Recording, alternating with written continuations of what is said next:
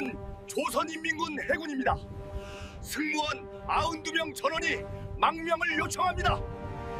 포탄이 한미 10m 지점에 떨어졌을 때 한명철은 이제 정말 끝났다고 생각했습니다. 북한 해군 초계함 2척이 뒤에서 쫓아오고 있었고 다음 발포는 직격탄이 될 것이 분명했습니다.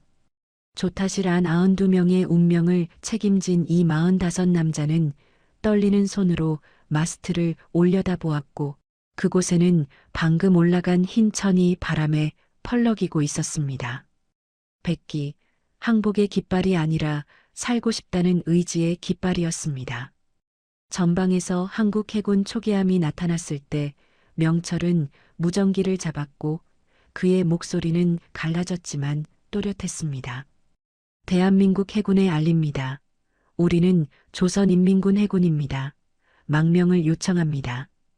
하지만 대체 무엇이 이 남자로 하여금 군함을 몰고 남쪽으로 향하게 만들었을까요? 어떻게 92명 전원이 목숨을 걸고 이 선택에 동의할 수 있었을까요? 그리고 평양에 남겨둔 가족들은 지금 어떻게 되고 있을까요? 그 이야기를 지금부터 들려드리겠습니다. 시작하기 전에 여유가 되신다면 구독 버튼을 눌러주시면 정말 감사하겠고 좋아요 한 번이 큰 힘이 됩니다. 그리고 지금 이 사연을 어느 지역에서 듣고 계신지 댓글로 남겨주신다면 따뜻한 인사를 전하고 싶습니다. 서해 북방한계선 근처 밤바다는 칠흑처럼 어두웠고 파도 소리만이 정막을 깨뜨렸습니다. 북한 해군 경비정 713호는 평소와 다름없이 순찰 임무를 수행하고 있었고 함장 한명철 중령은 조타실에서 계기판에 희미한 불빛만 바라보고 있었습니다. 20해가 넘도록 바다를 지켜온 이 남자의 얼굴에는 세월의 무게가 깊게 새겨져 있었고 눈가의 주름은 피로와 근심으로 가득했습니다. 갑판 위에서는 20안팎의 젊은 수병 5명이 두꺼운 군복을 껴입고도 추위에 몸을 떨고 있었고 그들의 입에서는 하얀 입김이 끊임없이 새어나왔습니다. 함내 난방은 한 달 전부터 고장났지만 부품이 없다는 이유로 수리조차 되지 않았고 배급은 석 달 전부터 절반으로 줄어들었습니다. 명철은 조타실 창문 너머로 남쪽 수평선을 바라보았습니다. 저 멀리 희미하게 반짝이는 불빛들이 보였고 그것은 한국 해안가의 야경이었습니다. 어둠 속에서도 그 빛은 너무나 또렷했고 마치 손만 뻗으면 닿을 것 같았지만 동시에 영원히 닿을 수 없는 다른 세계처럼 느껴졌습니다. 명철은 그 불빛을 볼 때마다 가슴 한편이 답답하게 조여오는 것을 느꼈고 그것은 부러움인지 절망인지 구분할 수 없는 감정이었습니다. 저곳에서는 사람들이 배불리 먹고 따뜻한 집에서 잠들 텐데 여기서는 젊은이들이 얼어 죽지 않으려 서로 몸을 맞대고 있었습니다. 항해장 최동혁 대위가 조타실로 들어오며 보고했습니다. 함장님, 이상 없습니다. 레이더에 포착되는 건 없고요. 명철은 고개를 끄덕이며 대답했습니다. 수고했네. 교대 시간까지 10분 남았으니 준비하게. 동혁은 잠시 망설이다가 조심스럽게 물었습니다. 함장님, 들으셨습니까? 이번 달부터 배급이 또 줄어든답니다. 명철은 대답하지 않았지만 그의 턱 근육이 미세하게 떨렸습니다. 동혁은 한숨을 내쉬며 조타실을 나갔고 문이 닫히는 소리가 유난히 크게 들렸습니다. 함교 한쪽에서는 정치장교 김성호 소령이 작은 책상에 앉아 무언가를 끊임없이 적어 내려가고 있었습니다. 38배 이 남자는 당의 눈이자 귀였고 하만의 모든 대화와 표정을 감시하는 존재였습니다. 그의 손에 들린 수첩에는 병사들의 이름과 행동, 대화 내용이 빼곡하게 기록되어 있었고 가끔 그가 누군가를 지목하면 그 병사는 사상 교육을 받거나 징계를 당했습니다. 성우는 창문 너머로 갑판의 병사들을 지켜보다가 수첩에 뭔가를 적었고 그의 눈빛은 차갑고 날카로웠습니다. 명철은 성호의 시선을 느끼면서도 애써 무표정을 유지했습니다. 이 배에서 가장 위험한 사람은 적이 아니라 바로 저 남자였고 그는 언제든 명철을 평양 본부에 보고할 수 있는 권한을 가지고 있었습니다. 밤 11시가 되자 교대 시간이 되었습니다. 갑판의 병사들이 함내로 들어왔고 새로운 병사들이 나가 자리를 지켰습니다. 명철은 조타실을 나와 복도를 걸었고 좁고 어두운 통로에는 녹슨 철 냄새와 곰팡이 냄새가 뒤섞여 있었습니다. 그가 자신의 함장실로 향하려는 순간 부함장 박진수 소령이 그림자처럼 다가왔습니다. 42의 이 남자는 명철과 해군사관학교 동기였고 15년 넘게 함께 복무해온 전우였습니다. 진수는 주위를 재빨리 살핀 후 명철의 팔을 가볍게 잡았고 그의 손은 차갑게 식어 있었습니다. 형님, 잠깐 이야기 좀 할 수 있겠습니까? 진수의 목소리는 평소보다 낮았고 그의 눈빛에는 무언가 간절한 것이 담겨 있었습니다. 명철은 고개를 끄덕이며 함장실 문을 열었고 두 사람은 안으로 들어갔습니다. 문이 닫히자 진수는 한참 동안 침묵했고 그의 입술은 뭔가 말하려다 다시 닫히기를 반복했습니다. 명철은 기다렸습니다. 진수가 이렇게 망설이는 것을 본 적이 거의 없었고 그것만으로도 이 대화가 보통 대화가 아니라는 것을 알 수 있었습니다. 형님, 진수가 마침내 입을 열었고 그의 목소리는 떨렸습니다. 우리 언제까지 이렇게 살 겁니까? 그 한마디가 좁은 함장실 안에 울려 퍼졌고 명철은 대답하지 못한 채 진수를 바라보았습니다. 진수는 계속 말했습니다. 배급은 계속 줄어들고 장비는 고장 나도 고치지 못하고 젊은 애들은 하나둘 영양실조로 쓰러지고 있습니다. 이게 군대입니까? 아니면 떠다니는 감옥입니까? 명철은 여전히 침묵했지만 그의 손은 주먹을 쥐었다 폈다를 반복했습니다. 진수가 한 발짝 다가서며 더 낮은 목소리로 속삭였습니다. 형님도 보셨을 겁니다. 저 남쪽 불빛들. 저곳에서는 사람들이 사람답게 살고 있습니다. 명철은 창문 쪽으로 고개를 돌렸고 유리창 너머로 여전히 남쪽의 희미한 불빛이 반짝이고 있었습니다. 진수의 질문은 이미 오래전부터 명철의 마음속 깊은 곳에서 수없이 메아리치고 있던 것이었고 오늘 밤 그것이 처음으로 입 밖으로 나온 것뿐이었습니다. 명철은 천천히 입을 열었습니다. 진수, 자네 지금 무슨 말을 하는 건가? 진수는 물러서지 않았습니다. 형님도 알고 계실 겁니다. 제가 무슨 말을 하는지. 우리에게 선택권이 있다는 겁니다. 두 사람은 한동안 서로를 바라보았고 그 침묵 속에는 수십 년간 쌓인 절망과 금지된 희망이 뒤섞여 있었습니다. 명철은 천천히 자리에 앉았고 진수도 맞은편 의자를 끌어당겨 앉았습니다. 좁은 함장실 안에는 두 사람의 숨소리만 들렸고 복도에서 들려오는 발걸음 소리에 진수는 그때마다 문 쪽을 돌아보았습니다. 명철은 책상 서랍을 열었고 가장 깊숙한 곳에 숨겨둔 낡은 사진 한 장을 꺼냈습니다. 평양 자택 앞에서 찍은 가족 사진이었고 아내 순이는 수수한 회색 두루마기를 입고 수줍게 미소 짓고 있었습니다. 12살 딸 미라는 아버지의 손을 꼭 잡은 채 카메라를 바라보고 있었고 그 눈빛에는 세상 모르는 천진함이 가득했습니다.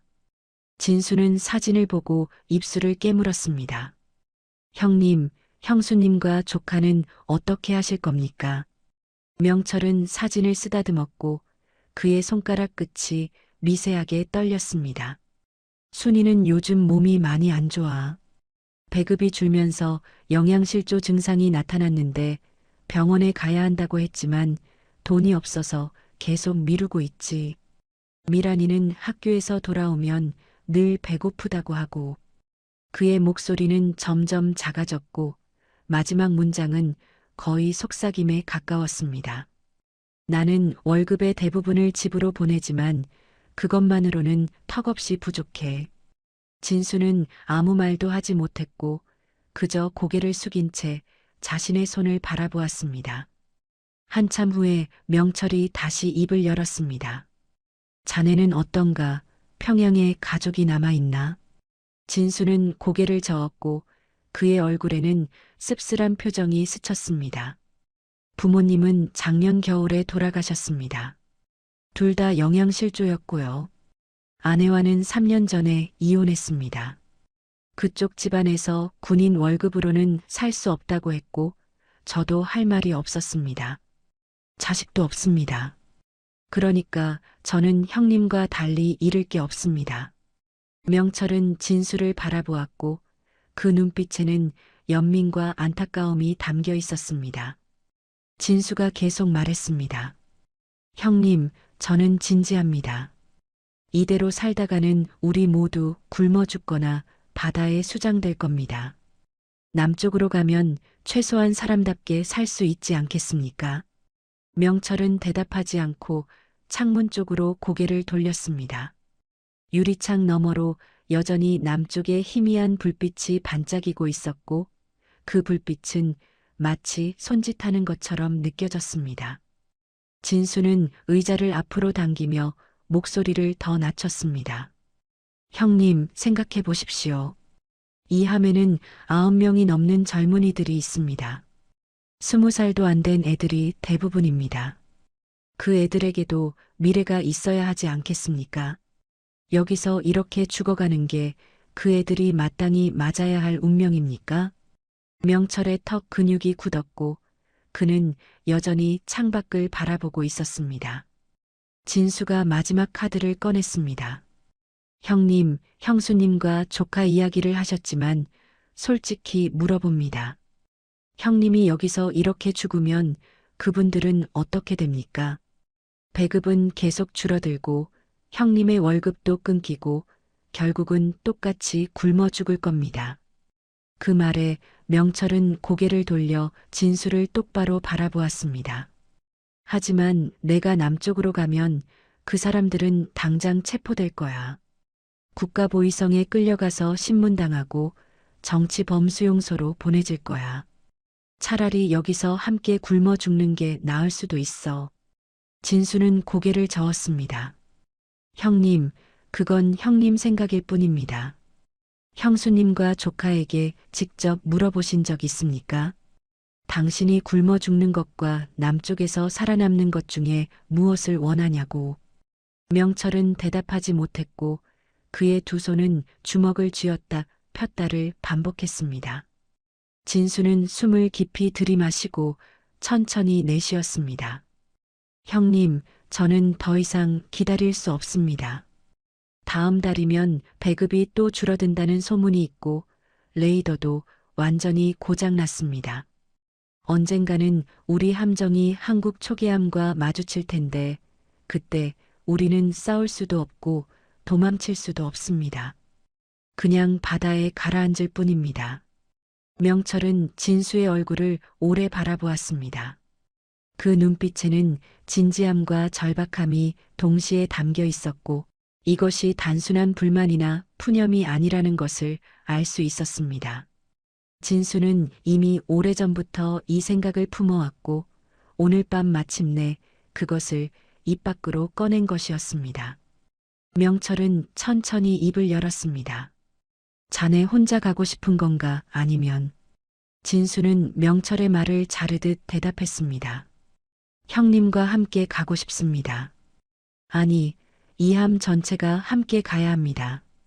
명철은 눈을 감았고 그의 머릿속에서는 수많은 생각이 소용돌이쳤습니다. 군함을 몰고 남쪽으로 간다는 것, 그것은 단순한 타령이 아니라 국가 반역이었고 성공하든 실패하든 평양에 남은 가족은 끝장날 것이었습니다. 하지만 동시에 진수의 말도 맞았습니다. 이대로 있으면 결국 모두 죽을 것이고 순이와 미란도 함께 굶어 죽을 것이었습니다. 명철은 눈을 뜨고 다시 가족 사진을 바라보았습니다. 사진 속 순이는 웃고 있었지만 그 미소 뒤에는 늘 걱정과 불안이 숨어 있었습니다. 미라는 천진하게 웃고 있었지만 요즘은 학교에서 돌아오면 밥 달라고 울었습니다. 명철은 사진을 다시 서랍 깊숙한 곳에 넣고 진수를 바라보았습니다. 자네 정말 진지한 건가? 진수는 고개를 끄덕였습니다. 제 인생을 걸겠습니다. 명철은 한숨을 내쉬었고 그 한숨 속에는 수십 년간 쌓인 피로와 절망이 모두 담겨 있었습니다. 좋아, 하지만 내게 시간을 줘. 이건 혼자 결정할 수 있는 일이 아니야. 진수는 안도의 표정을 지었고 그의 어깨가 눈에 띄게 풀렸습니다. 감사합니다, 형님. 명철은 손을 들어 진수를 제지했습니다. 고마워하기는 아직 이르네. 이건 성공할 수도 있고 실패할 수도 있어. 성공하면 우리는 살지만 가족은 죽고 실패하면 우리 모두 죽어. 어느 쪽이든 피를 보게 될 거야. 진수는 침착하게 대답했습니다. 그래도 여기 남아서 서서히 죽는 것보다는 낫습니다. 명철은 더 이상 대꾸하지 않았고 진수는 자리에서 일어났습니다. 그럼 형님, 먼저 나가보겠습니다. 조심해서 생각해 주십시오. 진수가 문을 열고 나가려는 순간 명철이 불렀습니다. 진수. 진수는 돌아보았고 명철은 창밖을 가리켰습니다. 저 불빛 보이나? 진수는 고개를 끄덕였습니다. 명철이 말했습니다. 저곳까지 가려면 우리는 북한 해군을 뚫고 한국 해군을 설득해야 해. 둘 중 하나라도 실패하면 우리는 바다 밑으로 가라앉아. 각오는 됐나? 진수는 잠시 침묵했다가 단호하게 대답했습니다. 됐습니다. 명철은 고개를 끄덕였고 진수는 조용히 문을 닫고 나갔습니다. 혼자 남은 명철은 다시 창밖을 바라보았고 남쪽의 불빛은 여전히 반짝이고 있었습니다. 그는 주먹으로 책상을 한번 내리쳤고 낡은 나무 책상이 둔탁한 소리를 냈습니다. 선택의 순간이 다가오고 있었습니다. 그로부터 사흘이 흘렀고 명철은 그동안 함안에서 가장 신뢰할 수 있는 장교들을 조용히 관찰했습니다. 항해장 최동혁 대위는 35으로 명민하고 침착한 성격이었고 위기 상황에서도 흔들림 없이 임무를 수행하는 사람이었습니다. 포술장 이광수 대위는 33으로 실력은 뛰어났지만 당에 대한 충성심은 약했고 가끔 정치 학습 시간에 졸다가 정치장교에게 지적받곤 했습니다. 기관장 정태수 대위는 39으로 과묵했지만 명철을 형님처럼 따랐고 10년 넘게 함께 근무하면서 한 번도 명철을 배신한 적이 없었습니다. 통신장 오성민 상위는 29으로 젊었지만 영리하고 민첩했고 무엇보다 입이 무거웠습니다. 사흘째 되는 날 밤 11시 명철은 심야 점호가 끝난 후 4명의 장교들에게 은밀히 전가를 보냈습니다. 기관실로 오라는 짧은 메시지였고 시간은 자정이었습니다. 기관실은 엔진 소음이 심해서 도청 걱정이 없는 유일한 장소였고 정치장교도 그곳까지는 자주 내려오지 않았습니다. 자정이 되자 명철은 먼저 기관실로 내려갔고 부함장 진수가 그 뒤를 따랐습니다. 곧이어 항해장 동혁이 나타났고 포술장 광수와 기관장 태수, 통신장 성민이 차례로 문을 열고 들어왔습니다. 5명의 장교들은 긴장한 얼굴로 기관실 한쪽 작업 테이블 주위에 둘러앉았고 엔진의 저음이 벽을 타고 울렸습니다. 명철은 한참 동안 그들의 얼굴을 하나하나 바라보았습니다. 모두 믿을 수 있는 사람들이었지만 지금부터 할 이야기는 그 신뢰를 시험하는 것이었습니다. 명철은 천천히 입을 열었습니다. 여러분을 이렇게 늦은 시간에 부른 이유는 목숨을 건 제안을 하기 위해서입니다. 들은 후에 거부하셔도 됩니다. 하지만 이 자리에서 나간 말은 절대 밖으로 새어나가서는 안 됩니다. 만약 새어나간다면 우리 모두 총살당할 겁니다. 장교들은 숨을 죽이고 명철을 바라보았고 기관실의 공기가 무겁게 가라앉았습니다. 명철은 테이블에 두 손을 짚고 천천히 말을 이었습니다. 나는 이 함을 몰고 남쪽으로 가려 합니다. 대한민국으로 망명하려 합니다. 그 순간 실내 공기가 얼어붙었습니다. 항해장 동혁은 입술을 깨물었고 포술장 광수는 두 손을 부들부들 떨었습니다. 기관장 태수는 눈을 크게 뜨고 명철을 바라보았고 통신장 성민은 입을 벌린 채 굳어버렸습니다. 이것은 단순한 타령이 아니었습니다. 군함 전체를 몰고 남한으로 향한다는 것, 그것은 국가 반역죄로 삼족이 멸문당할 수 있는 결단이었습니다. 하지만 동시에 그들 모두가 한 번쯤 꿈꿔본 자유였고 밤마다 남쪽 불빛을 보며 상상했던 다른 삶이었습니다. 항해장 동혁이 떨리는 목소리로 물었습니다. 함장님, 정말 가능한 일입니까? 명철은 고개를 끄덕였습니다. 우리에게는 무기가 있고 함정이 있고 기술이 있습니다. 그리고 무엇보다 살고 싶다는 의지가 있습니다. 포술장 광수가 조심스럽게 물었습니다. 정치장교는 어떻게 하실 겁니까? 명철은 잠시 망설였지만 솔직하게 대답했습니다. 제 앞에서 감금할 것입니다. 죽이지는 않겠습니다. 남쪽에 도착하면 그도 선택할 수 있게 할 겁니다. 우리와 함께 남을 수도 있고 북으로 돌아갈 수도 있습니다. 통신장 성민이 끼어들었습니다. 함장님, 북에서 추격해오면 어쩌시렵니까? 우리가 출항하면 몇 시간 안에 본부에서 알아챌 겁니다. 명철은 단호하게 말했습니다. 한국 해역까지 최대한 빨리 가야 합니다. 일단 그곳에 도착하면 백기를 들고 한국 해군에 항복할 겁니다. 그 전에 북한 함정이 따라잡으면 도망치는 수밖에 없습니다. 절대 먼저 발포하지 않을 겁니다. 기관장 태수가 무릎을 탁 쳤습니다. 함장님, 저는 형님을 따르겠습니다. 여기서 이렇게 썩어 죽느니 남쪽에서 사람답게 살고 싶습니다. 명철은 태수를 바라보았고 그의 눈빛에는 감사함이 담겼습니다. 부함장 진수도 거들었습니다. 저도 이미 형님께 말씀드렸습니다. 함께 가겠습니다. 항해장 동혁은 한참 동안 고민하다가 천천히 고개를 끄덕였습니다. 저도 동의합니다. 솔직히 저도 평양에 가족이 없습니다. 부모님은 오래전에 돌아가셨고 형제도 연락이 끊긴 지 오래입니다. 여기 남아봤자 희망이 없습니다. 포술장 광수는 여전히 망설이고 있었습니다. 그는 두 손으로 얼굴을 감싸고 한참을 생각하다가 고개를 들었습니다. 함장님, 저는 평양에 어머니가 계십니다. 하지만 어머니께서도 제가 이렇게 사는 걸 원하지 않으실 겁니다. 가겠습니다. 통신장 성민이 마지막으로 입을 열었습니다. 함장님, 한 가지만 여쭙겠습니다.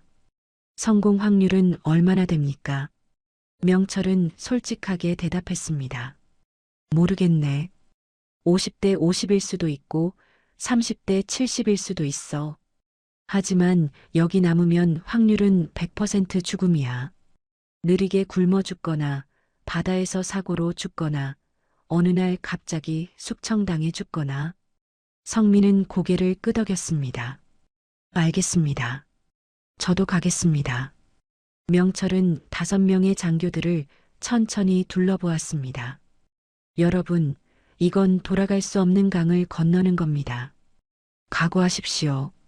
가족이 있는 사람은 가족을 잃을 각오를 해야 하고 실패하면 우리 모두 바다 밑으로 가라앉습니다. 그래도 가시겠습니까? 5명 모두 고개를 끄덕였습니다. 명철은 깊게 숨을 들이마시고 천천히 내쉬었습니다. 좋습니다. 그럼 지금부터 계획을 세웁시다. 첫째, 정치장교를 제압하는 시점. 둘째, 전체 승무원에게 알리는 방법. 셋째, 한국 해역까지 가는 최적 항로. 넷째, 북한 추격함을 따돌리는 방법. 다섯째, 한국 해군과 접촉하는 방법. 하나씩 차근차근 준비해야 합니다. 부함장 진수가 물었습니다. 언제 실행하시겠습니까? 명철은 잠시 생각하다가 대답했습니다. 이틀 후 밤입니다. 그때가 달이 가장 어두운 날이고 북한 해군 경계가 가장 느슨한 시간대입니다. 기관장 태수가 말했습니다. 함장님, 엔진은 제가 최대 출력으로 준비하겠습니다. 연료도 최대한 채워두겠습니다. 항해장 동역도 거들었습니다. 저는 한국 해역까지 최단 항로를 계산하겠습니다. 레이더 사각지대를 이용해서 북한 초계 구역을 피해 가겠습니다. 통신장 성민이 말했습니다. 저는 출발 직전에 모든 통신 장비를 차단하겠습니다. 위성 추적도 무력화시키겠습니다. 포술장 광수도 입을 열었습니다. 만일을 대비해 무장을 점검하겠습니다. 하지만 함장님 말씀대로 절대 먼저 발포하지 않겠습니다. 명철은 그들을 바라보며 눈시울이 뜨거워지는 것을 느꼈습니다. 고맙네, 여러분. 우리 함께 살아남읍시다. 회의는 새벽 2시까지 이어졌고 6명의 장교들은 세세한 계획을 하나씩 점검했습니다. 정치장교를 어떻게 제압할 것인지, 승무원들에게 어떻게 설명할 것인지, 거부하는 사람은 어떻게 할 것인지 모든 가능성을 고려했습니다. 회의가 끝나고 장교들이 하나씩 기관실을 나갈 때 명철은 각자의 어깨를 두드렸습니다. 마지막으로 부함장 진수만 남았을 때 명철이 말했습니다. 진수, 자네가 시작한 일이야. 명철의 목소리에는 원망이 아니라 감사가 담겨 있었습니다. 진수는 고개를 숙였습니다. 형님, 후회하지 않으실 겁니다. 명철은 씁쓸하게 웃었습니다. 후회할 시간도 없을 거야. 성공하든 실패하든 이틀 후면 모든 게 결정될 테니까. 그리고 그 이틀은 생각보다 빠르게 지나갔습니다. 명철은 평소와 똑같이 임무를 수행했고 정치장교 김성우 앞에서도 아무렇지 않은 표정을 유지했습니다. 하지만 밤마다 함장실에서 혼자 계획을 검토했고 실패했을 때를 대비한 유서까지 써두었습니다. 유서는 순이와 미란에게 보내는 것이었지만 그들이 그 편지를 받을 가능성은 거의 없었습니다. 아니, 받는다면 그것은 명철이 실패했다는 증거일 것이고 그때는 순이와 미란도 이미 국가보위성에 끌려간 뒤일 것입니다. 약속한 날 밤이 밝았습니다. 달은 구름에 가려 보이지 않았고 바다는 칠흑처럼 어두웠습니다. 명철은 저녁 8시부터 조타실에 있었고 평소보다 일찍 나온 것에 정치장교 성우가 의심스러운 눈빛을 보냈지만 명철은 내일 본부에 제출할 보고서 때문이라고 둘러댔습니다. 밤 10시가 되자 부함장 진수와 기관장 태수가 조타실 근처에 대기했고 항해장 동혁은 갑판에서 병사들의 동태를 살폈습니다. 포술장 광수는 무기고 열쇠를 챙겼고 통신장 성민은 통신실에서 대기했습니다. 모든 준비가 끝났습니다. 밤 11시 명철은 정치장교에게 다가가 차분하게 말했습니다. 성호 동무, 내일 본부에 제출할 보고서를 함께 검토했으면 하는데 함장실로 와주시겠소? 성호는 수첩을 덮고 고개를 끄덕였습니다. 알겠습니다. 함장 동무. 두 사람은 조타실을 나와 복도를 걸었고 명철의 심장은 평소보다 빠르게 뛰었지만 얼굴 표정만은 평온하게 유지했습니다. 함장실 문을 열고 들어서자 성우가 먼저 안으로 들어갔고 명철은 뒤따라 들어가면서 문을 닫았습니다. 그 순간 문 뒤에 숨어 있던 부함장 진수와 기관장 태수가 동시에 움직였습니다. 성호는 뒤에서 느껴진 기척에 몸을 돌리려 했지만 이미 늦었습니다. 진수가 그의 입을 막았고 태수가 뒤에서 두 팔을 붙잡았습니다.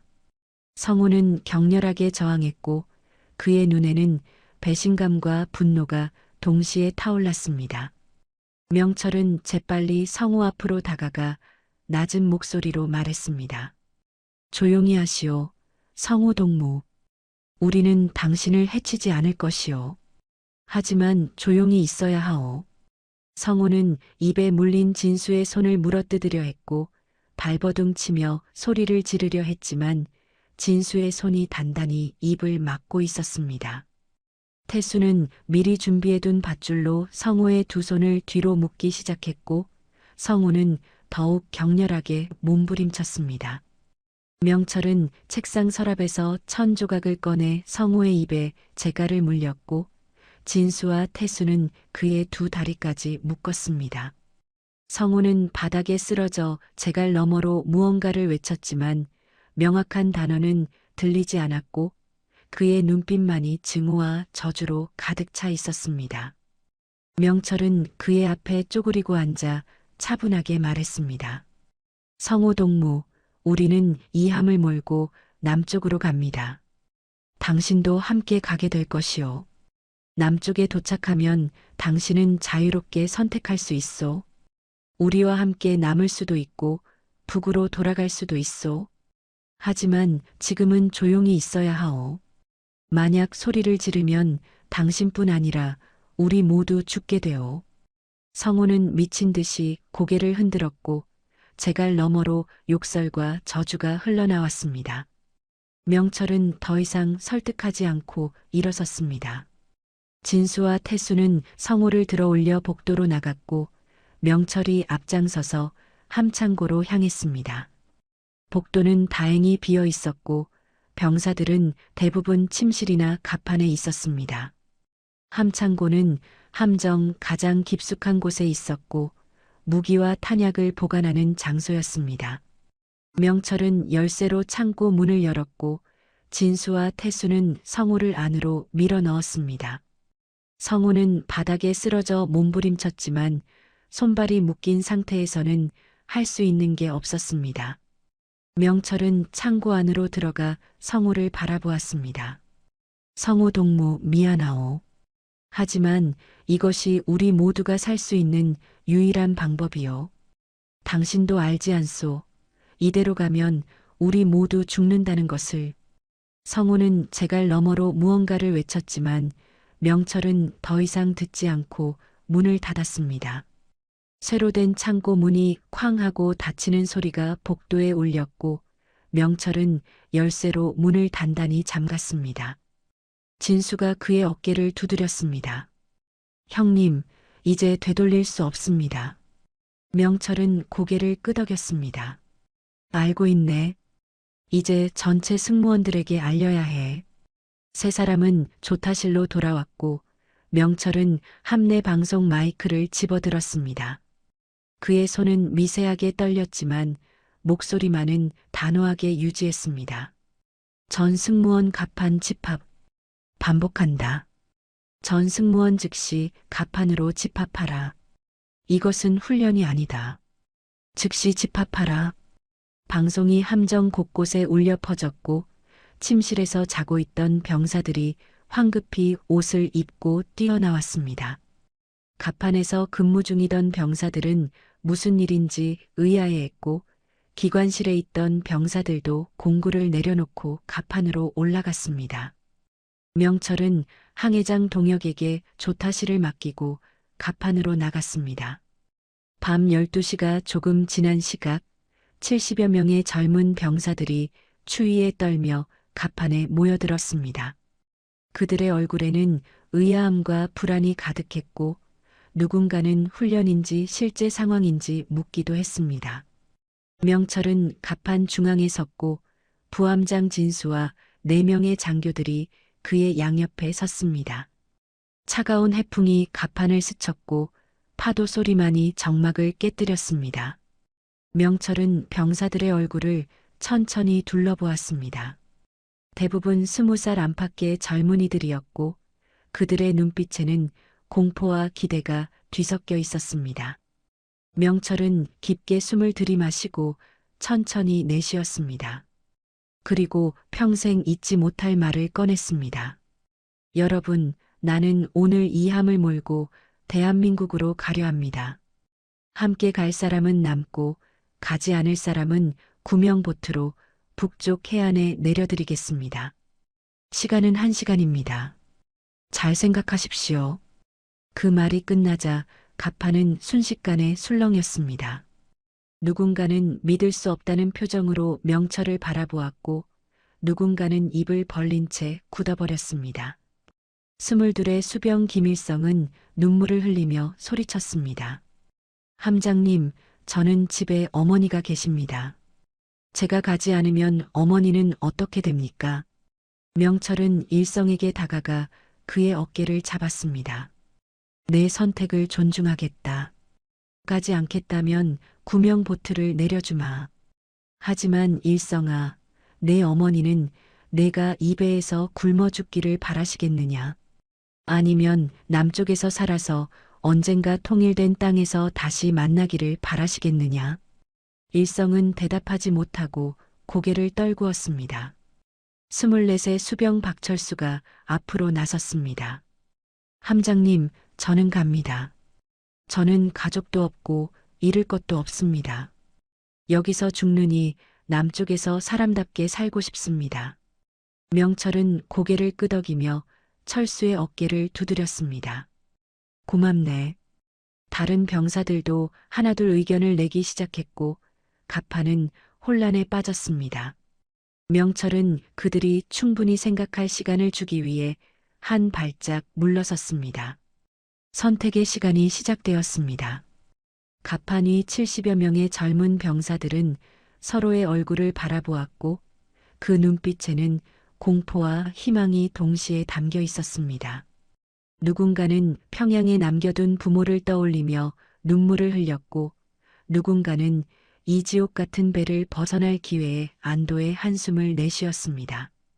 명철은 병사들에게 1시간의 시간을 주고 함교로 돌아갔지만 부함장 진수와 포술장 광수는 가판에 남아 병사들과 함께 있었습니다.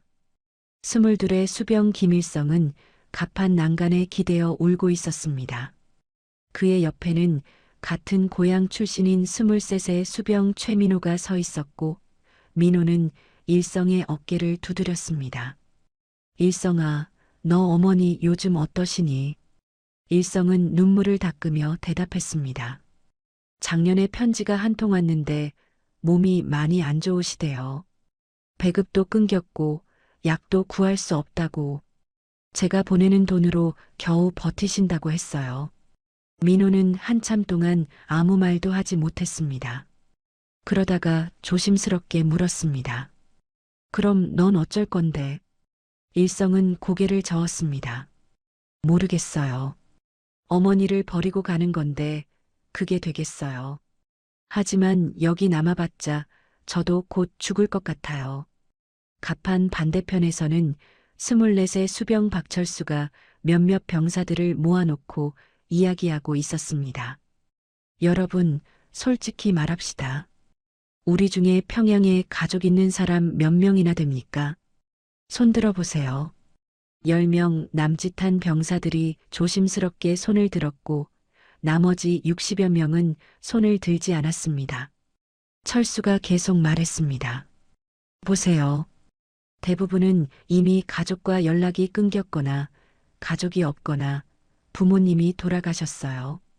우리가 여기 남아봤자 뭐가 달라집니까?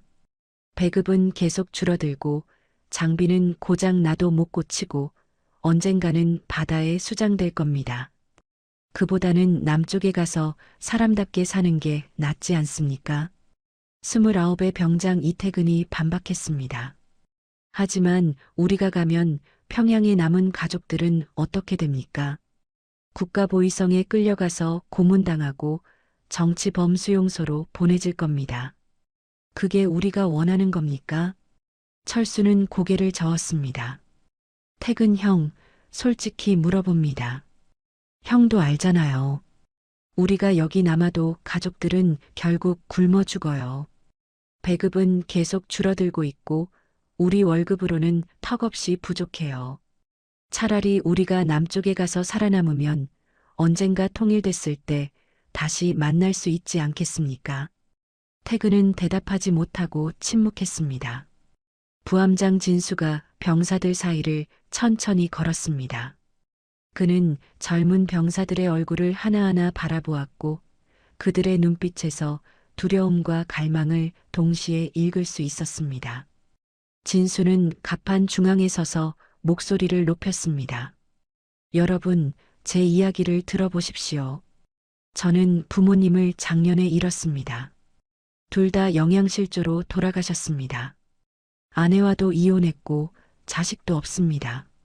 저는 잃을 게 없습니다. 하지만 여러분은 다릅니다. 가족이 있는 사람도 있고 고향에 애인이 있는 사람도 있을 겁니다. 그래서 저는 여러분에게 강요하지 않겠습니다. 가고 싶지 않은 사람은 구명보트로 북쪽 해안에 내려드리겠습니다. 포술장 광수가 진수 옆으로 다가와 말을 이었습니다. 하지만 한 가지만 생각해 보십시오. 우리가 여기 남아서 언제까지 버틸 수 있겠습니까?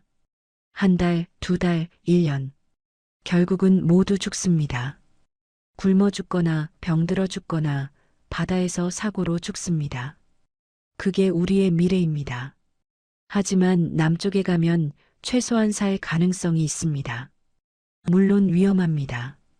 북한 해군이 쫓아올 수도 있고 한국 해군이 우리를 쏠 수도 있습니다. 하지만 저는 여기서 확실하게 죽는 것보다 남쪽에 가서 살 가능성에 걸고 싶습니다. 수병 김일성이 떨리는 목소리로 물었습니다. 포술장님, 정말 남쪽에 가면 우리가 살 수 있습니까? 광수는 고개를 끄덕였습니다. 확실하진 않습니다. 하지만 남쪽은 우리보다 잘 삽니다. 배급이 끊기지도 않고 병원도 제대로 있고 사람들이 굶어 죽지 않습니다. 여러분도 봤을 겁니다. 밤마다 남쪽에서 빛나는 불빛들을. 저것이 거짓이라고 생각하십니까? 일성은 대답하지 못했지만 그의 눈빛이 조금 흔들렸습니다. 시간이 흘렀습니다. 30분이 지나고 40분이 지났습니다. 병사들은 작은 그룹으로 나뉘어 열띤 토론을 벌였고 누군가는 혼자 난간에 기대어 밤바다를 바라보았습니다. 수병 최민호가 일성에게 다가와 말했습니다. 일성아, 나는 간다. 너도 같이 가자. 우리 함께 남쪽에서 살자. 일성은 고개를 저었습니다. 형, 저는 못 가요. 어머니를. 민호가 일성의 어깨를 잡았습니다. 일성아, 내 어머니는 내가 살기를 바라실 거야. 여기서 죽는 것보다 남쪽에서 살아남기를 바라실 거야. 언젠가 통일되면 다시 만날 수 있어.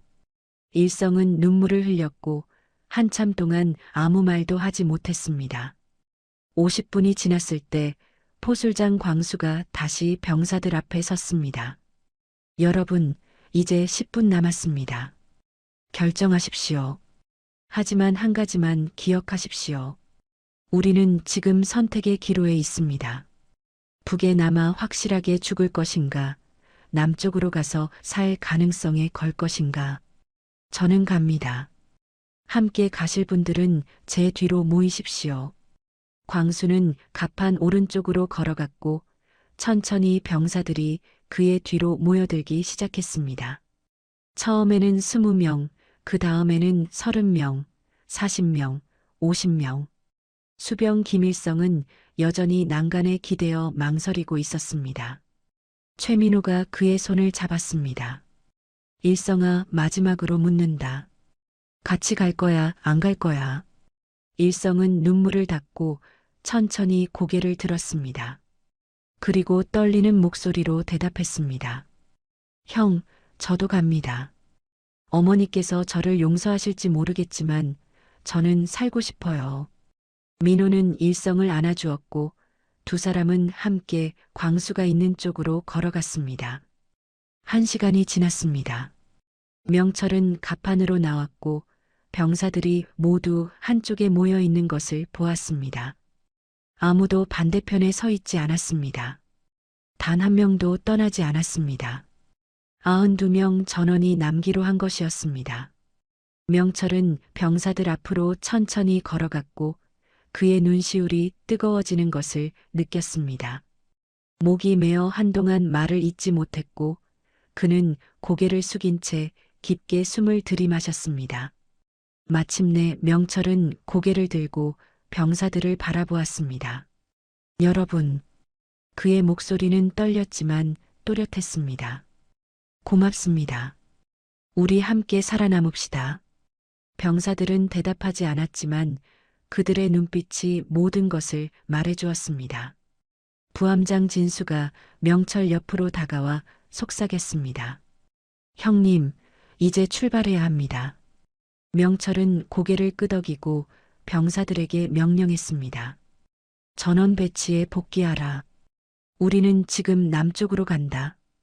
병사들은 일제히 자신의 위치로 흩어졌고 갑판은 순식간에 긴장감으로 가득 찼습니다. 돌아갈 수 없는 항해가 시작되려 하고 있었습니다.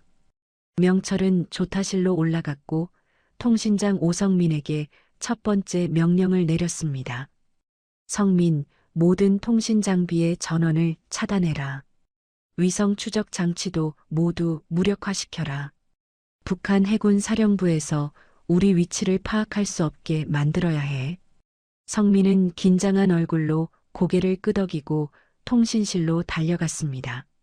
몇 분 후 통신실의 불빛이 하나둘 꺼지기 시작했고 레이더 화면도 깜빡이다가 완전히 꺼졌습니다. 성민이 조타실로 돌아와 보고했습니다. 함장님, 모든 통신 차단 완료했습니다. 이제 본부에서는 당분간 우리 위치를 파악할 수 없을 겁니다. 명철은 항해장 최동혁을 불렀습니다. 동혁, 남쪽으로 방향을 틀어라. 최대한 레이더 사각지대로 항해한다. 북한 초계 구역을 피해서 한국 해역까지 최단 거리로 가야 해. 동혁은 해도를 펼쳐놓고 빠르게 계산을 시작했습니다. 함장님, 현재 위치에서 한국 해역까지는 직선거리로 대략 40해리입니다. 최대 속력으로 가면 4시간에서 5시간 정도 걸릴 것 같습니다. 하지만 북한 초계함을 피하려면 우회해야 하니 6시간은 잡아야 할 것 같습니다. 명철은 시계를 보았습니다. 지금이 새벽 1시였으니 7시쯤이면 한국 해역에 도착할 수 있었습니다. 좋아, 출발한다. 기관장 정태수가 기관실로 내려가 엔진을 최대 출력으로 돌렸습니다. 함정이 낮은 진동음을 내며 속도를 높이기 시작했고 선체가 미세하게 떨렸습니다. 조타실 안항해장 동혁은 조타륜을 천천히 돌렸고 함정의 방향이 조금씩 바뀌기 시작했습니다. 북쪽을 향하던 뱃머리가 서서히 남쪽을 향했고 그 순간 명철은 가슴이 조여오는 것을 느꼈습니다.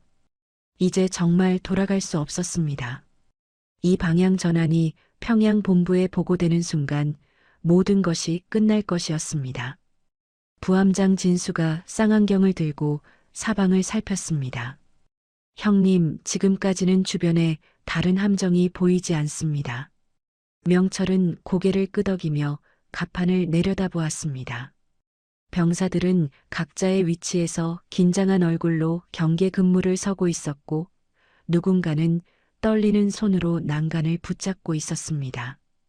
포술장 광수는 포대 옆에 서서 만일의 사태에 대비하고 있었지만 명철의 명령대로 모든 포구는 아래로 향하고 있었습니다. 우리는 절대 먼저 쏘지 않는다는 명철의 말을 모두가 기억하고 있었습니다. 함정은 파도를 가르며 남쪽으로 질주했습니다. 밤바다는 여전히 어두웠고 달은 구름에 가려 보이지 않았습니다. 오히려 다행이었습니다. 어둠 속에서는 북한 초계함도 쉽게 발견할 수 없을 테니까요. 명철은 조타실 창문 너머로 남쪽 수평선을 바라보았습니다. 저 멀리 희미하게 빛나는 불빛들이 점점 가까워지는 것 같았고 그 불빛을 볼 때마다 희망과 두려움이 동시에 밀려왔습니다. 희망은 저곳에 도착하면 살 수 있다는 것이었고 두려움은 그 전에 죽을 수도 있다는 것이었습니다. 1시간이 지났습니다. 함정은 순조롭게 남하하고 있었고 아직까지는 북한 해군의 추격 징후가 보이지 않았습니다. 통신장 성민이 보고했습니다. 함장님, 아직까지 본부에서 우리에게 연락을 시도한 흔적은 없습니다. 아마 우리가 통신 두절 상태라는 것을 모르는 것 같습니다. 명철은 안도의 한숨을 내쉬었습니다. 좋아, 하지만 방심하지 마라. 곧 알아챌 거야. 진수가 옆에서 말했습니다. 형님, 새벽 근무 교대 시간이 5시입니다. 그때쯤이면 본부에서 정기 교신을 시도할 텐데 그때 우리가 응답하지 않으면 바로 의심할 겁니다.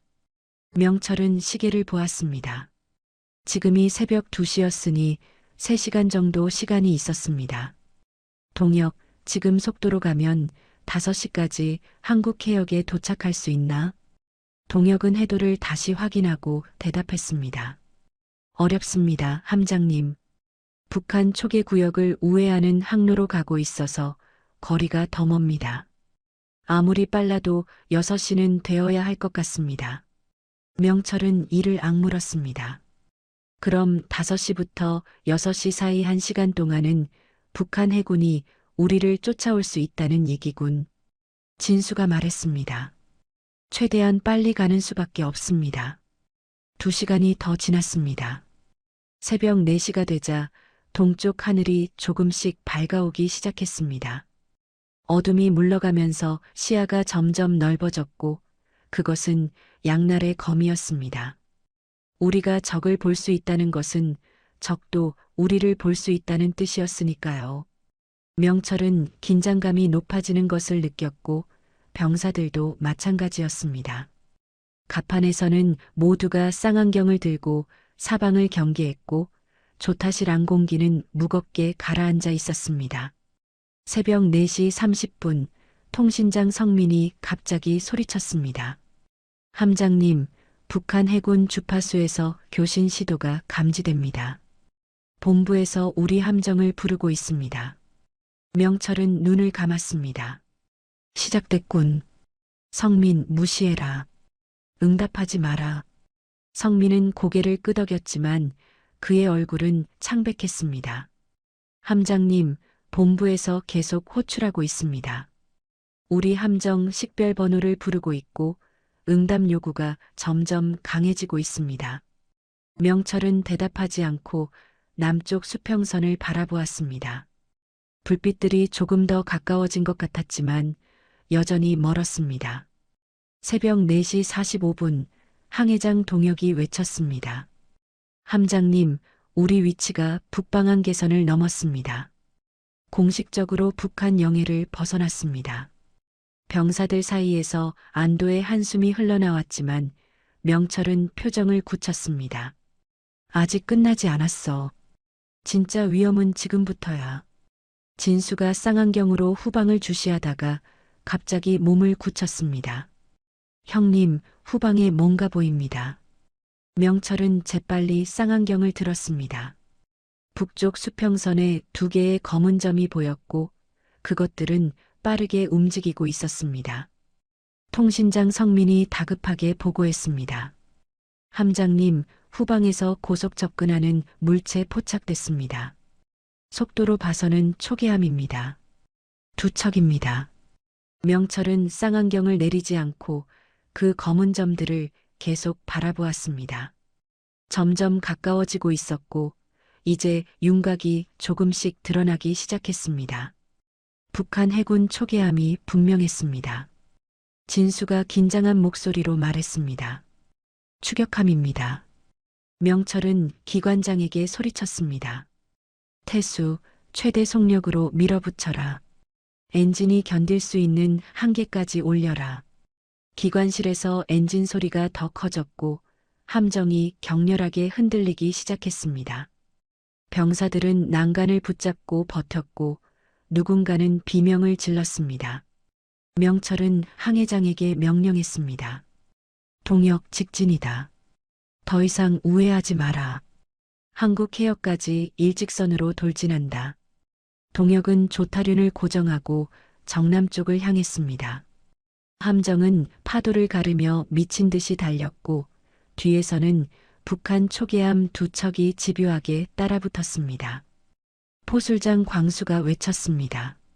함장님, 거리가 점점 좁혀지고 있습니다. 저 초계함들이 우리보다 빠릅니다. 명철은 주먹을 쥐었습니다. 버텨라. 한국 해역까지 얼마나 남았나? 동혁이 대답했습니다. 40분 정도 더 가야 합니다.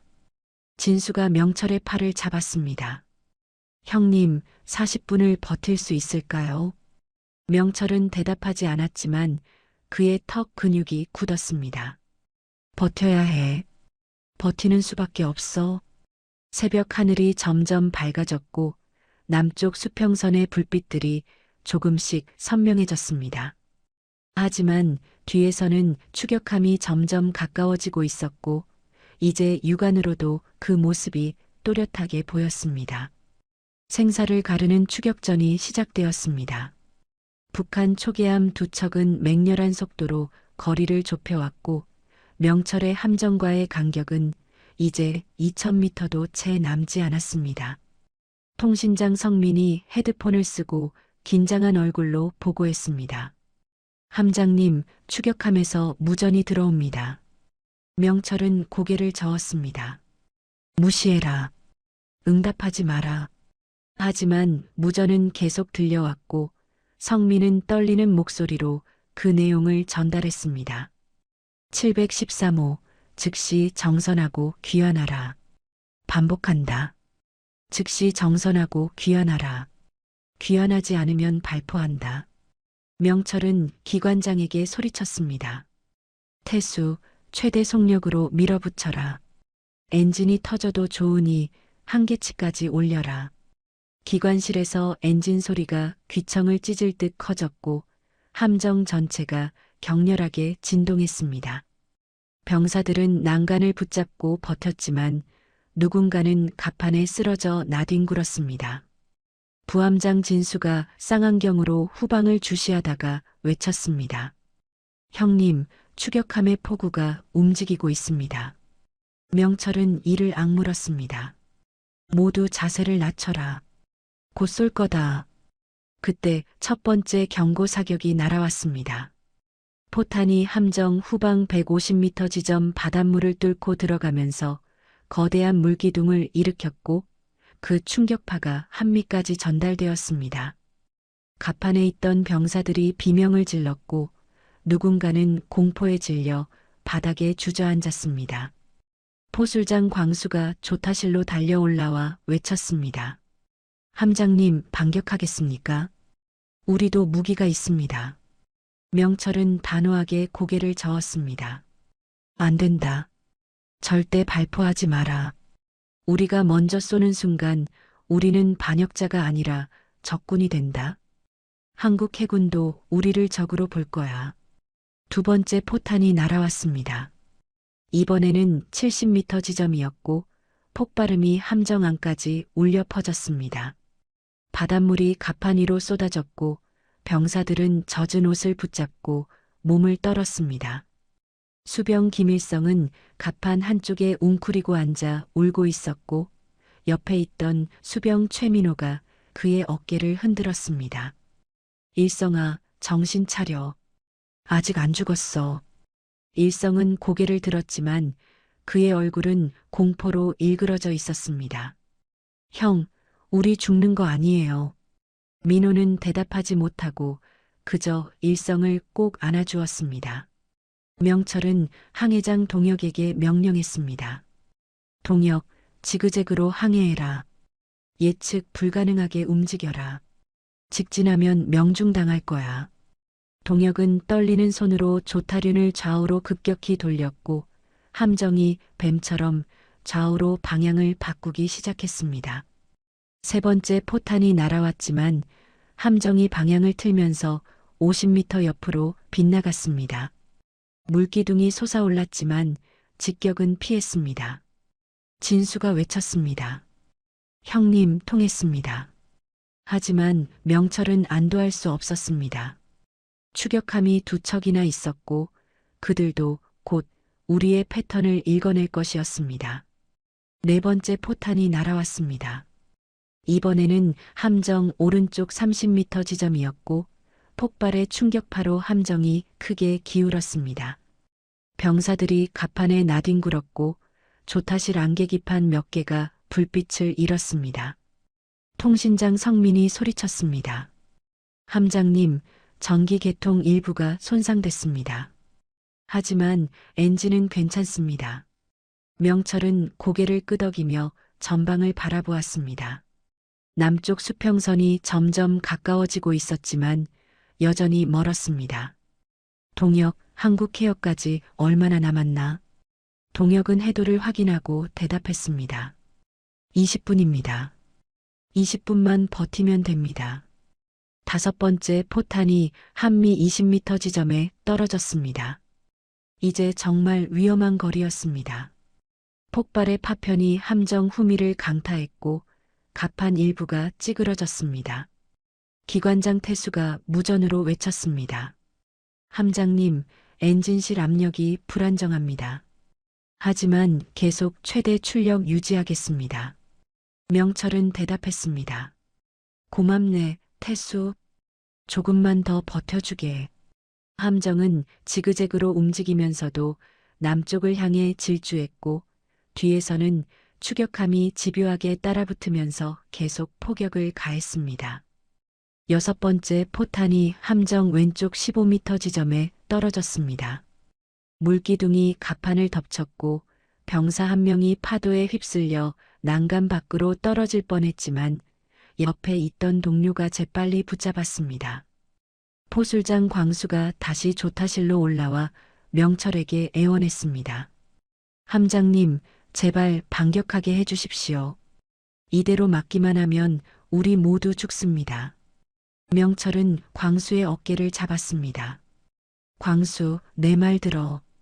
우리가 쏘는 순간 한국 해군도 우리를 적으로 본다. 그럼 양쪽에서 공격받는 거야. 절대 안 돼. 광수는 눈물을 흘리며 고개를 숙였습니다. 일곱 번째 포탄이 함정 오른쪽 10m 지점에 떨어졌습니다.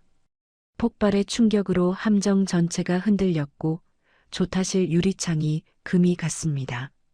병사들의 비명이 갑판을 가득 채웠고 누군가는 기도를 중얼거렸습니다.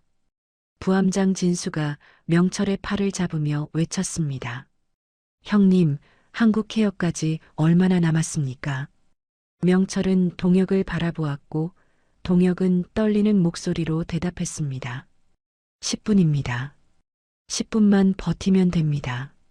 여덟 번째 포탄이 한미 7m 지점에 떨어졌습니다. 이번에는 파편이 함정을 직접 강타했고 한미 갑판 일부가 파손되었습니다. 기관실에서 경보음이 울렸고 태수가 무전으로 외쳤습니다. 함장님, 엔진 냉각수 파이프가 손상됐습니다. 엔진 온도가 급격히 상승하고 있습니다.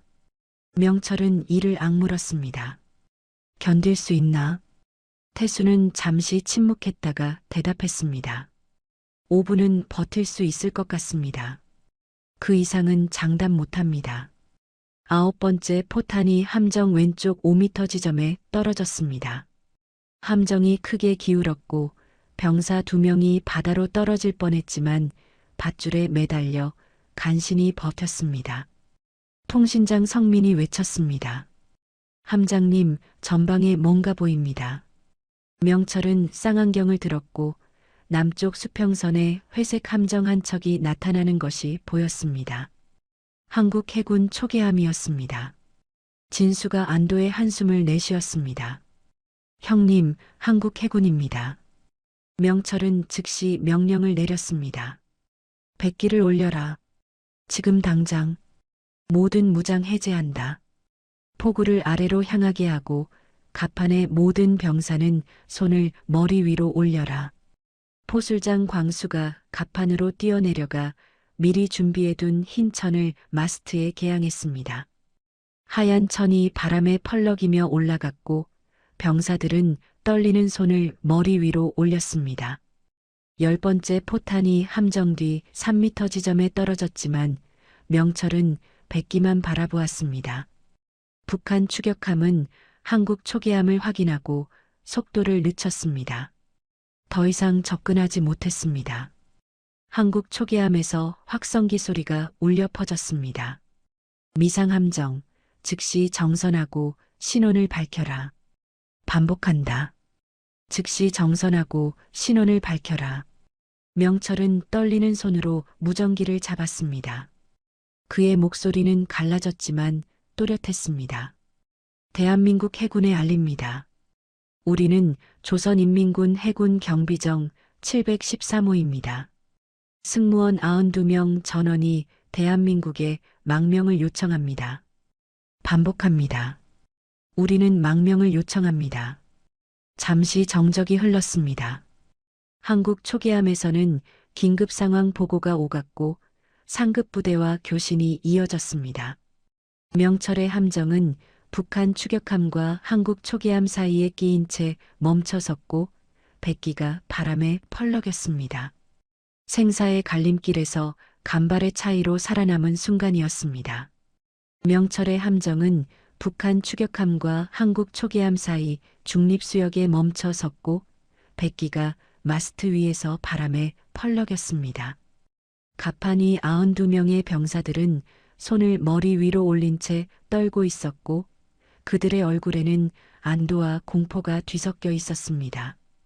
북한 추격함은 500m 뒤쪽에서 멈춰섰지만 포구는 여전히 명철의 함정을 겨누고 있었고 한국 초계함은 300m 전방에서 경계 태세를 유지하고 있었습니다.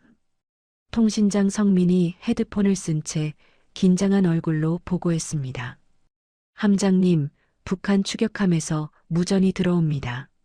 명철은 무전기를 잡지 않았지만 고개를 끄덕였습니다. 내용을 들어보게. 성민은 떨리는 목소리로 전달했습니다. 한명철, 내 놈은 조국을 배신한 반역자다. 너와 내 가족은 삼족이 멸문당할 것이다. 지금이라도 돌아오면 자수로 인정해주마. 명철은 무전기를 내려놓았고 그의 눈에 눈물이 고였습니다. 평양에 있는 순이와 미란의 얼굴이 떠올랐고 가슴이 찢어지는 것 같았습니다. 미안하다. 정말 미안하다. 부함장 진수가 명철의 어깨에 손을 올렸습니다. 형님, 돌아보지 마십시오. 우리는 이미 강을 건넜습니다. 명철은 눈물을 닦고 고개를 끄덕였습니다. 한국 초계함에서 다시 확성기 소리가 울려 퍼졌습니다. 713호 망명 의사를 재확인한다. 승무원 전원이 자발적으로 망명을 원하는가? 명철은 무전기를 들고 대답했습니다. 그렇습니다. 승무원 92명 전원이 자발적으로 망명을 원합니다. 강제로 끌려온 사람은 단 한 명도 없습니다. 잠시 침묵이 흘렀고 한국 초계함에서는 상급 부대와 긴급 교신이 이어졌습니다. 10분이 지났습니다. 그동안 명철의 함정은 파도에 흔들리며 제자리에 떠 있었고 병사들은 여전히 손을 머리 위로 올린 채 기다렸습니다. 수병 김일성은 팔이 저려서 내리고 싶었지만 참았고 옆에 있던 최민호가 작게 속삭였습니다. 일성아, 조금만 더 버텨. 곧 끝날 거야. 일성은 고개를 끄덕였지만 그의 눈에서는 눈물이 흘러내렸습니다. 어머니 얼굴이 계속 떠올랐고 자신이 저지른 일의 무게가 가슴을 짓눌렀습니다. 한국 초계함에서 고속정 두 척이 분리되어 접근했습니다. 완전 무장한 특수부대원들이 고속정에 타고 있었고 그들의 총구는 명철의 함정을 향하고 있었습니다. 명철은 갑판으로 나가 병사들에게 소리쳤습니다. 모두 움직이지 마라. 손을 내리지 마라. 그들이 안전하다고 판단할 때까지 절대 움직이지 마라. 병사들은 떨리는 몸으로 자세를 유지했고 고속정이 함정 옆에 접안했습니다. 특수부대원 6명이 밧줄을 타고 갑판으로 올라왔습니다. 그들은 신속하게 갑판을 장악했고 총구를 병사들에게 겨누며 한 명씩 무장 여부를 확인했습니다. 명철은 가장 먼저 다가온 대원 앞에 무릎을 꿇었습니다. 대원은 계급장으로 보아 소령이었고 그의 얼굴은 헬멧과 고글로 가려져 표정을 알 수 없었습니다. 명철은 떨리는 목소리로 말했습니다. 저는 조선인민군 해군 한명철 중령입니다. 저희는 더 이상 그 땅에서 살 수 없었습니다. 부디 받아주십시오. 한국 해군 소령은 잠시 명철을 내려다보다가 헬멧을 벗었습니다. 30대 중반으로 보이는 남자였고 그의 눈빛은 날카로웠지만 적대적이지는 않았습니다. 일어나십시오. 명철은 천천히 일어섰고 소령이 물었습니다. 승무원 전원이 자발적입니까? 명철은 고개를 끄덕였습니다. 그렇습니다. 저희는 1시간 동안 충분히 토론했고 전원이 동의했습니다. 소령은 갑판의 병사들을 둘러보았습니다. 평균 연령이 20살 안팎인 젊은이들이었고 그들의 얼굴은 창백했지만 눈빛만은 살아있었습니다. 다른 대원들이 함정 내부를 수색하기 시작했습니다. 무기고를 확인하고 탄약을 점검하고 숨어 있는 사람이 없는지 살폈습니다. 한 대원이 함창고에서 정치장교 김성호를 발견하고 끌고 나왔습니다. 성호는 여전히 손발이 묶여 있었고 재갈을 물고 있었습니다. 한국 해군 대원이 재갈을 풀어주자 성호가 소리쳤습니다. 나는 조선인민군 정치장교 김성호 소령이다. 저들은 반역자들이다. 나를 북으로 돌려보내라. 한국 소령은 표정 없이 성호를 바라보았습니다. 당신도 선택할 수 있습니다. 남을 수도 있고 돌아갈 수도 있습니다. 하지만 지금은 조용히 하십시오. 함정 수색이 끝났고 대원 한 명이 소령에게 보고했습니다. 내부 이상 없습니다.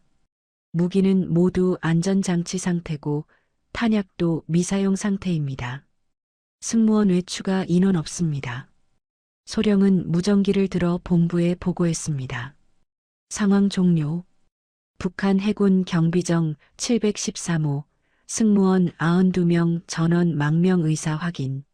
무장 해제 완료. 인천항으로 회항 요청합니다. 무전기 너머로 승인 명령이 떨어졌고 소령은 명철을 바라보았습니다. 한중령, 우리 초계함이 호위할 겁니다. 인천항까지 안전하게 모시겠습니다. 명철은 고개를 숙여 인사했습니다. 감사합니다. 정말 감사합니다. 한국 특수부대원들은 함정에 남아 감시를 계속했고 고속정은 초계함으로 돌아갔습니다. 곧이어 한국 초계함 2척이 명철의 함정 양옆으로 다가와 호위 대형을 갖췄습니다. 북한 추격함은 여전히 500m 뒤에 있었지만 더 이상 접근하지 못했고 한국 초계함의 포구가 그들을 겨누고 있었습니다. 북한 무전에서 마지막 저주가 흘러나왔습니다. 한명철, 너는 반드시 대가를 치를 것이다. 명철은 무전기를 꺼버렸습니다. 함정이 천천히 움직이기 시작했습니다.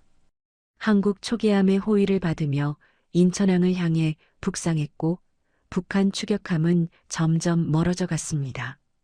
가판이 병사들은 비로소 손을 내릴 수 있었고 그 순간 누군가 주저앉아 울기 시작했습니다. 안도의 눈물이었습니다. 곧 다른 병사들도 하나둘 눈물을 흘렸고 가판은 울음소리로 가득 찼습니다.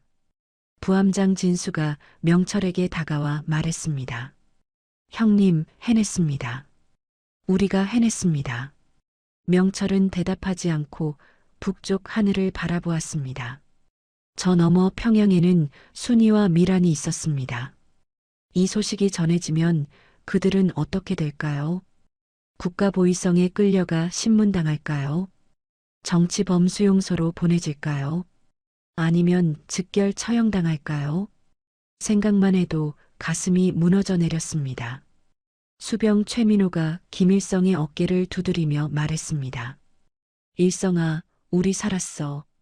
일성은 고개를 끄덕였지만 울음을 멈추지 못했습니다. 형, 저 어머니한테 뭐라고 말해야 해요? 민호는 대답하지 못하고 그저 일성을 안아주었습니다. 남쪽 해안선이 점점 가까워졌습니다. 높이 솟은 빌딩들이 보이기 시작했고 항구의 크레인들이 하늘을 찌를 듯 서 있었습니다. 병사들은 처음 보는 남쪽 풍경에 넋을 잃었습니다. 이것이 대한민국이었습니다. 명철은 조타실에서 그 풍경을 바라보았지만 기쁨보다는 죄책감이 먼저 밀려왔습니다. 자신은 살았지만 가족을 죽음으로 몰아넣었습니다. 자유를 얻었지만 사랑하는 사람들을 잃었습니다. 진수가 조용히 말했습니다. 형님, 후회하십니까? 명철은 한참 후에 대답했습니다. 모르겠네. 살아남았으니 다행이지만 대가가 너무 크네.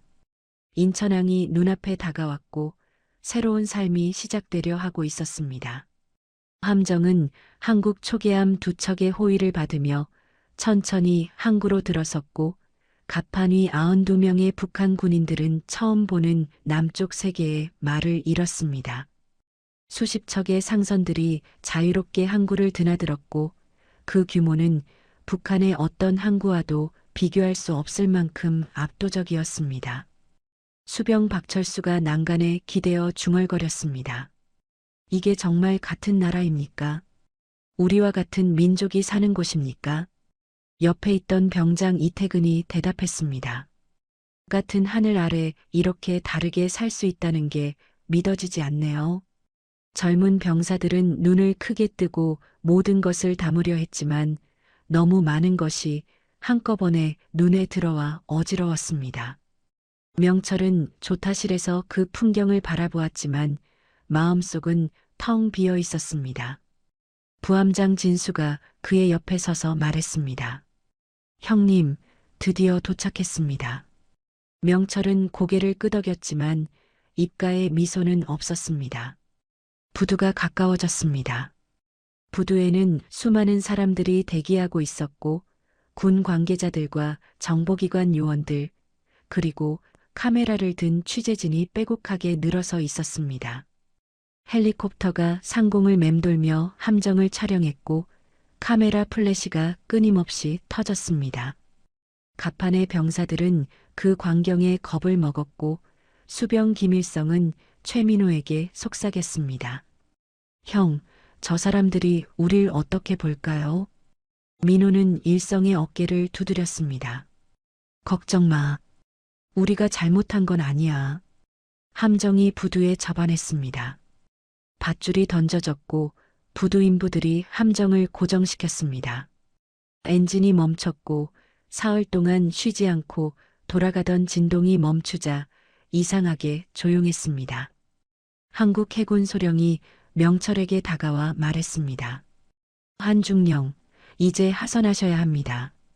명철은 고개를 끄덕이고 갑판으로 나갔습니다. 92명의 병사들이 긴장한 얼굴로 그를 바라보았고 명철은 그들 앞에 섰습니다. 여러분, 우리는 해냈습니다. 이제부터 우리는 새로운 삶을 살게 될 겁니다. 두렵겠지만 함께 버텨냅시다. 명철은 가장 먼저 하선 사다리로 향했고 부함장 진수가 그 뒤를 따랐습니다. 사다리를 내려가는 동안 카메라 셔터 소리가 빗발쳤고 취재진의 질문이 쏟아졌습니다. 왜 망명을 결심하셨습니까? 북한에 가족이 있습니까? 명철은 아무 대답도 하지 않고 묵묵히 사다리를 내려갔습니다. 육지를 밟는 순간 다리에 힘이 풀렸습니다. 사흘 밤낮을 함정에서 보냈고 그동안 제대로 쉬지도 먹지도 못했습니다. 명철은 비틀거렸지만 넘어지지 않으려 애썼고 진수가 재빨리 그의 팔을 잡아 지탱했습니다. 형님, 괜찮으십니까? 명철은 고개를 끄덕였습니다. 괜찮네. 그저 피곤할 뿐이야. 검은 양복을 입은 국가정보원 직원이 다가왔습니다. 한명철 중령이십니까? 저는 국가정보원 북한 이탈 주민 담당관입니다. 저희가 안전하게 보호하겠습니다. 걱정하지 마십시오. 명철은 씁쓸하게 웃었습니다. 보호해 주셔서 감사합니다만 제가 걱정하는 건 제 안전이 아닙니다. 담당관은 잠시 침묵했다가 조심스럽게 물었습니다. 북한에 가족이 계십니까? 명철은 대답하지 않았지만 그의 눈빛이 모든 것을 말해주었습니다. 뒤에서 병사들이 하나씩 하선하기 시작했습니다. 수병 김일성은 사다리를 내려오다가 발을 헛디뎌 넘어질 뻔했지만 앞사람이 붙잡아 주었습니다. 최민호가 뒤에서 말했습니다. 조심해, 일성아. 거의 다 왔어. 모든 병사들이 하선하자 국정원 직원들이 그들을 큰 버스 2대로 안내했습니다. 명철은 버스에 오르기 전 마지막으로 함정을 돌아보았습니다. 713호는 부두에 조용히 정박해 있었고 백기가 아직도 마스트에 걸려 있었습니다. 저 함정에서 보낸 20해가 주마등처럼 스쳐 지나갔습니다. 명철은 함정에 경례를 올렸고 뒤에 서 있던 병사들도 하나둘 따라 경례했습니다. 버스 안은 조용했습니다. 병사들은 창밖으로 펼쳐지는 서울 풍경을 바라보았고 지나가는 자동차와 사람들, 높은 건물과 화려한 간판에 압도당했습니다. 누군가 작게 중얼거렸습니다. 이게 지옥이라고 배웠는데. 옆에 앉은 동료가 대답했습니다.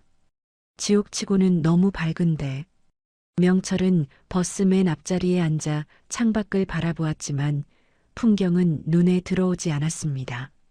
머릿속에는 오직 순이와 미란의 얼굴만 가득했습니다. 버스는 경기도 어느 시설로 향했습니다. 국정원 담당관이 설명했습니다. 여기서 며칠간 조사를 받으시고 신원 확인 절차를 거치신 후 사회에 나가실 수 있습니다. 정부에서 거주지와 생활비를 지원해 드릴 겁니다. 걱정하지 마십시오. 시설에 도착했고 병사들은 하나씩 내려 건물 안으로 들어갔습니다. 각자 작은 방을 배정받았고 명철도 단독방을 받았습니다. 문을 닫는 순간 비로소 혼자가 되었습니다. 그는 침대에 주저앉아 두 손으로 얼굴을 감쌌습니다. 눈물이 흘러나왔고 그는 소리내어 울었습니다. 살아남았지만 가족을 잃었습니다. 자유를 얻었지만 죄책감을 얻었습니다. 6개월이 흘렀고 계절은 여름에서 겨울로 바뀌었습니다. 92명의 북한 해군 병사들은 대한민국 정부의 지원 아래 새로운 삶을 시작했고 각자의 방식으로 이 낯선 땅에 적응해 가고 있었습니다.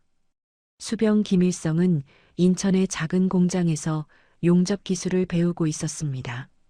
퇴근 후 일성은 최민호와 함께 작은 고시원 방에서 라면을 끓여 먹었고 두 사람은 가끔 북에 남겨둔 가족 이야기를 나누었습니다. 형, 제 어머니는 지금 어떻게 지내실까요? 민호는 라면을 후루룩 먹으며 대답했습니다. 살아계실 거야. 어머니들은 강하거든. 부함장 박진수는 통일부 북한 이탈 주민 지원센터에서 상담 자문위원으로 일하게 되었습니다. 새로 들어오는 탈북민들에게 정착 과정을 설명하고 그들의 고민을 들어주는 일이었습니다. 포술장 이광수는 국방부 산하연구소에서 북한 해군 전술을 분석하는 일을 맡았고 기관장 정태수는 조선소에 취직해 배를 고치는 일을 했습니다. 각자의 자리에서 새로운 삶을 일구고 있었습니다. 명철은 서울 노원구의 작은 투룸 아파트에서 혼자 살았습니다. 국방부에서 북한 해군 전술 분석 전문가로 일했고 주 3일은 회의실에서 북한 함정의 배치 현황과 작전 패턴을 설명했습니다. 월급은 괜찮았고 정부 지원금까지 합치면 생활하는데 부족함이 없었습니다. 하지만 돈이 문제가 아니었습니다. 낮에는 회의에 참석하고 보고서를 작성했지만 저녁이면 편의점에서 산 소주를 혼자 마셨습니다. 부함장 진수가 가끔 찾아와 안부를 물었습니다. 형님, 요즘 어떻게 지내십니까? 명철은 늘 같은 대답을 했습니다. 괜찮네. 그저 일하고 먹고 자는 거지, 뭐. 하지만 밤이 되면 명철은 잠들지 못했습니다. 침대에 누워 천장을 바라보다가 눈을 감으면 꿈속에서 순이가 나타났습니다. 그녀는 초췌한 얼굴로 울면서 물었습니다. 왜 우리를 버렸어요? 왜 혼자만 살려고 도망쳤어요? 명철은 꿈속에서 대답하려 했지만 목소리가 나오지 않았습니다. 미란도 나타났습니다. 12살 딸은 아빠라고 부르며 손을 뻗었지만 명철이 손을 뻗으면 그녀는 연기처럼 사라졌습니다. 어느 겨울날 저녁 부함장 진수가 소주 한 병을 들고 명철의 집을 찾아왔습니다. 두 사람은 작은 식탁에 마주 앉아 소주잔을 부딪혔고 한참 동안 말없이 마셨습니다. 진수가 먼저 입을 열었습니다. 형님, 후회하십니까? 명철은 소주잔을 내려놓고 창밖을 바라보았습니다. 후회하느냐고. 모르겠네. 살아남았으니 다행이지만 대가가 너무 컸어.